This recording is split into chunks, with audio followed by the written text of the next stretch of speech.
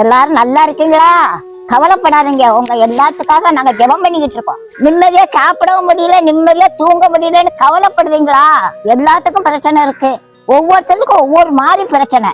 எல்லா பிரச்சனையும் ஏசப்பா ஒருத்தராலும் சரி செய்ய முடியும். நம்ம நிம்மதியா சாப்பிடுறதுக்கும் நம்ம நிம்மதியா தூங்குறதுக்கும் அவரோட கிருபை வேணுங்க. நிறைய பேரு மன சஞ்சலத்தோட தான் படுத்து தூங்குறீங்க.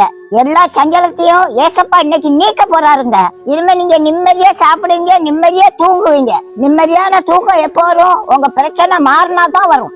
உங்க பிரச்சனையெல்லாம் மாற்றி ஏசப்பா உங்களை நிம்மதியா தூங்க வைக்க போறாங்க. நீங்க விசுவாசித்தால் தேவனோட மகிமையை காண முடியும். ஏசப்பா உங்களை ரொம்ப நேசிக்கிறாருங்க. எல்லா பாரத்தையும் ஏசப்பா மேல வைங்க. அந்த பாரத்தை அவர் ஏற்றுக்கொண்டு உங்களுக்கு நிம்மதியை தருவாரு. எனக்கு ஜெபம் பண்ண தெரியாதுன்னு சொல்லாதீங்க. அப்பாட்ட பிள்ளை கேட்க மாதிரி கேளுங்க. அந்த ஜெபம் தான் பிதாவுக்கு ரொம்ப பிடிக்கும். ஜெபம் ஒரு நாள் வீணா போகாது. நல்ல ஜெபம் பண்ணுங்க, நீங்க நல்லா இருப்பீங்க.